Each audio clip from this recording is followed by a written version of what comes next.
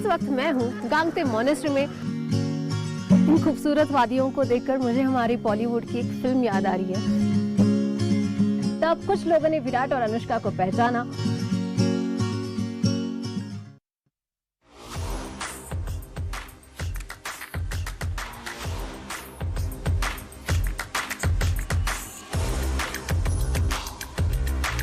This is India's #1 news network, and you're watching News 9, English news as it should be.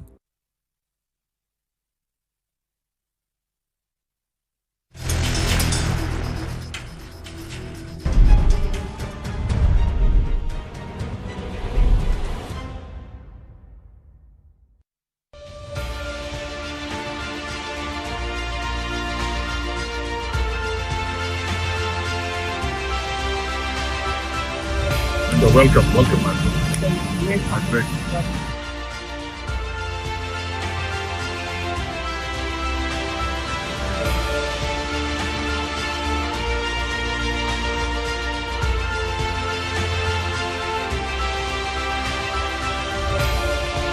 This is a bond of real friendship.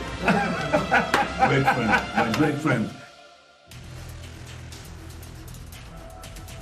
Thanks for tuning in to your favorite news destination. You're watching In Your Interest, and our focus is, of course, going to be the Prime Minister's address to the Knesset in Israel. The bond of a true friendship. Those are the exact words of Benjamin Netanyahu as well. And in just a short while from now, Prime Minister Narendra Modi will become the first Indian Prime Minister to address the Knesset, which is the Israeli parliament.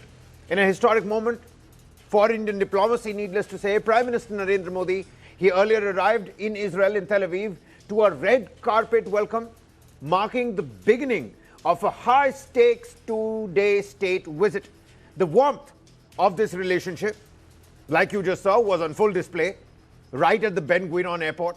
Israeli Prime Minister Benjamin Netanyahu and his wife Sara personally receiving the Indian Prime Minister with a warm embrace. The two leaders held a private meeting at Ben Gurion International Airport itself, right after the welcoming ceremony. There was the Indian national anthem, which was played as well, with the Israeli delegation and military officials standing in salute. This is Prime Minister Narendra Modi's second trip to Israel, and it comes at a significant moment in the evolving partnership between these two nations, the growing bonhomie that's clearly on display. And this visit also comes at a pivotal time for both India and Israel and the broader West Asian contour. Since his landmark first trip in 2017, the partnership between these two nations has evolved into a deep strategic bond. And in this second visit, it aims to push those strategic ties even further. Beyond the ceremonial honors, the agenda is packed with critical discussions. Let's talk about those. The two leaders are expected to review the massive progress that is made in the India-Israel strategic partnership and explore avenues to deepen cooperation across various sectors. The discussions will focus on expanding cooperation. We're talking about key areas such as science and technology, innovation, defense and security, agriculture and water management, areas where Israel themselves are quite crucial experts. Then we're looking at trade and the economy, of course, along with one of the most important pillars of these ties, which is strengthening people-to-people connections. Now, the two leaders, Benjamin Netanyahu and Prime Minister Narendra Modi, are also likely to deliberate on regional and global developments of shared concern. Let's not forget, the Israeli delegation is already on its way to Geneva, where it will meet Jared Kushner and Steve Witkoff of the United States' delegations. Iran and United States going through those nuclear talks as well. And on Thursday, the Prime Minister will meet Isaac Herzog, the President of Israel. Israel watching all of those developments very closely, and the Prime Minister in the West Asian sector. The backdrop of this visit is equally complex. This is Prime Minister Narendra Modi's first trip to Israel since the conflict in Gaza began in late 2023, and it takes place as regional tensions, like I mentioned, and the prospect of a US-Iran conflict that continue to weigh down heavily on the world stage. And as the Prime Minister takes the podium at the Knesset moments from now, all eyes are on Jerusalem to see how this civilizational alliance will shape the future of a volatile world. Prime Minister Narendra Modi's iconic 2017 Israel embrace, and right on the other side, quote-unquote Netanyahu. This is the true bond of friendship. We've got some reactions from the diaspora, the people-to-people connection, the importance of the India-Israel ties. Take a listen to what people who had gathered at the King David Hotel, where the Prime Minister is going to be lodged, what did they have to say upon the Indian Prime Minister's arrival?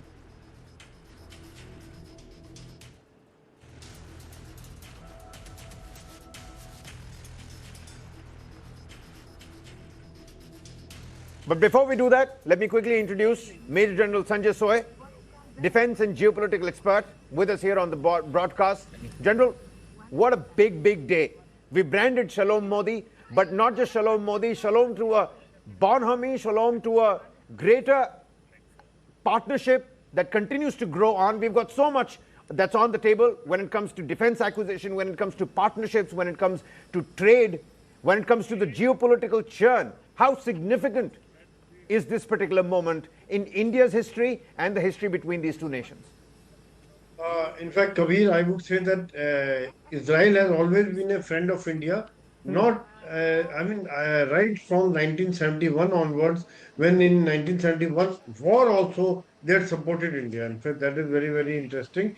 And after that also, whenever there was a need, they always came up and supported India militarily in the field of agriculture, in the field of medical. There a lot of things we have joined hands together.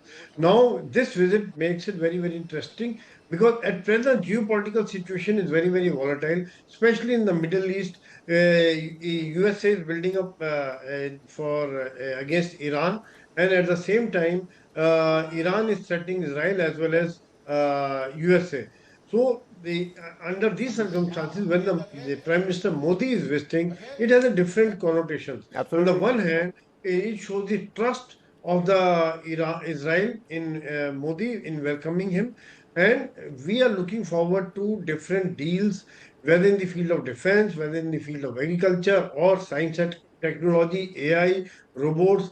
And we have been using the Israeli defense equipment in the past also. That's right. Like whether it is the Barak 8 or Heron or Searchers or Spike missiles, ATGM missiles, or we have seen the impact and their effect during Operation Sindhu.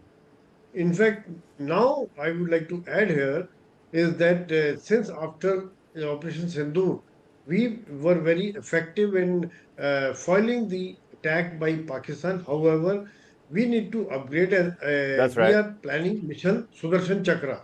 Yep. That is where probably Israel and we can join hands together. Israel has a good experience because of Hamas, Hezbollah, Houthi, Iran, all these, surrounded by all these countries. They have Iron Dome, David Sling, Arrow, air defense system. That is where it can add on to our indigenous air defense system and make a layered air defense to prevent any missile, drone or air attacks against India, because on the one side we have Pakistan, on the other side there is China, and that is where we can jointly make it. And probably General, take a look at this. We've got some live visuals also coming. I hope you're getting the PGM on that particular front. This is the Israeli Knesset, and those are live visuals as the Israeli parliament now welcomes the Prime Minister. We're going to dip in and out of that. We'll stick to these visuals as well, but please complete your thoughts. You know, one of the most important aspects to take a look at is, of course, the defense acquisition. We've been talking about the Sudarshan Chakra. We've been talking about how in the past as well, the Israeli defense force multipliers have really helped us. But on the table is also the trade talks. So we might just get a better clarity and visibility on the fine print of the FTA with Israel towards the latter half of 2026. What are you expecting? What are you hoping from, even as we're looking at these visuals, Benjamin Netanyahu with his wife Sara over there, receiving and greeting the Prime Minister of India, Shri Narendra Modi, right there at the helm of the Knesset. You've got the opposition leader, you've got the speaker. They're all standing in line. This is certainly a red letter day, a day that's going to be etched into the annals of the Indian history, General. Yes, Alon, my partner. For that, Prime Minister himself was there at the airport to receive the Prime Minister, and then this is the red carpet welcome. Definitely, Israel is looking forward to number of deals. India has proved itself that we have become the fourth largest GDP, and we are also growing fast. Israel is looking forward to number of deals in the field of AI, in the field of drone, in the field of technology, in the field of cyber, in the field of agriculture, in the field of medical, and in some of these fields we are already there. However, there could be a much more deepening of ties. And also, I would also like to add here that Indian companies are also present in Israel, whether it is Haifa port or their metro rail networking. That is where probably Indian companies are helping them. Our manpower is also the large number of people from India are in Israel, helping them in reconstruct or in different tasks, whether it is a doctors or different in different kind of trades. So it is a mutual beneficial for both the countries, especially in view of the dynamics which are there in the Middle East. And India has maintained its stand. India is against terrorism. Israel is also a sufferer of terrorism. So India has always maintained a standard stand of fighting against the terrorism. We had supported Israel in the war against Hamas. However, we also maintain relationships with PLOs, and we also having friendly relationship with That's Iran. absolutely right. And that's the balancing act, the delicacy of that balancing act, General. We made our stance clear when it comes to Palestine. This is happening at a moment of geopolitical churn where in the West Asian region, everybody wants a part of India. And what's more is that, you know, not everybody gets the honor of gracing the Knesset or addressing the Knesset. It's the Prime Minister. Before the Prime Minister, it was Donald Trump. I think Javier Milei of Argentina. Those are some state leaders that have been given the opportunity. And, you know, it is certainly an auspicious occasion on that particular front. Amir Ohana, the Knesset speaker, himself escorting the Prime Minister inside the Israeli parliament. Absolutely, Kabir. I think absolutely, Kabir. It is, I think, one of the greatest honor, and it shows the trust and faith of Israel in India, and it is not new. Before 71 also, if you see the Jews, we have an excellent connection with Jews. We had given them shelter here. They lived here. They were never prosecuted. They grew up, and some of them went back. Some are still there, and they added on to Indian economy and embraced the culture. So we have a different type of connection, which has always been in historical as well as at present. And Israel has always stood by India. We have stood by Israel, and I think it is mutually beneficial for both of us. Where if you see the India, Middle East, European Economic Corridor, I2, U2, there different deals where UAE, Saudi Arabia, Israel and India are together, where UAE, other Middle East countries and in Israel and Europe are together. And at the same time, if you see, we are also maintaining relationship with Middle East, other countries. UAE president was here in India last month. Foreign ministers of most of the Arab countries were also in India. And now he is visiting Israel. So India is doing a balancing act. India is maintaining, and we are keeping our national interest also uppermost, because whatever deals are there, I know that our focus will remain Atmanirbharta, self-reliance, joint ventures, make in India, and Israel also understand that they may consider India making as an export hub for their arms industry. That is where probably India gives them out.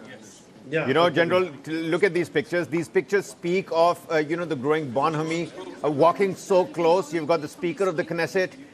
Before the Prime Minister finally addresses the Israeli Parliament, the first ever Indian Prime Minister to address the Israeli legislature. They're going to sit down, some comments that are going to be noted down in the books, some autographs that are mentioned. You know, it's a photo optics and, you know, a moment for a picture at every other corner that the Prime Minister is turning at the moment. And this picture right here, you know, it speaks volumes as well. The Israeli Prime Minister, the Speaker of the Knesset, Mrs. Netanyahu over there as well, and the Prime Minister. now writing in that book, really etching history as we speak, General.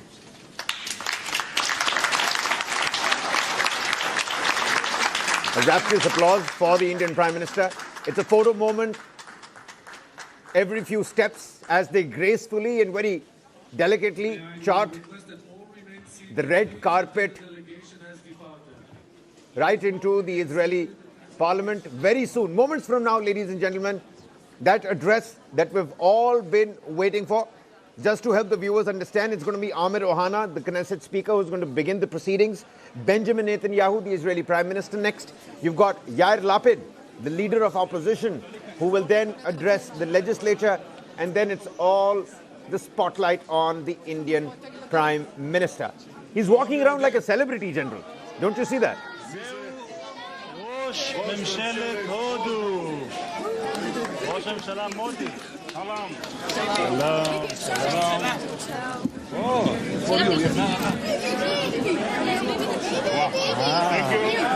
Young kids, children of the Indian diaspora, the people-to-people ties, the mandatory and ceremonial selfie.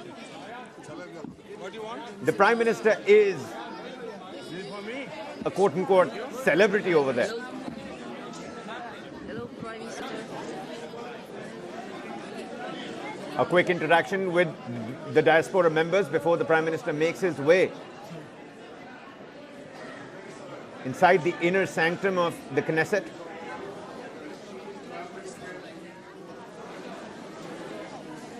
The historic Knesset address. Shortly on News 9. Don't go anywhere, ladies and gentlemen.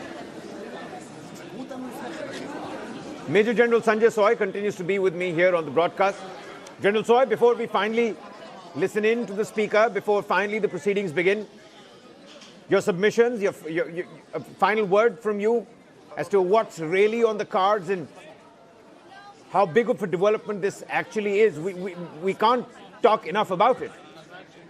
Yeah, Kabir, absolutely. I think the whole world will be looking at what Netanyahu, Prime Minister Netanyahu says and what Prime Minister Mr. Narendra Modi says. In fact, whole world will be looking at, especially when we talk about the countries of Middle East, USA, Russia, and China, Pakistan. All these countries would be very interesting. That what the bonhomie is already visible. The kind of Prime Minister, our Prime Minister is very good in connecting with people. I mean, if you see with the children taking selfie, he's interacting with them.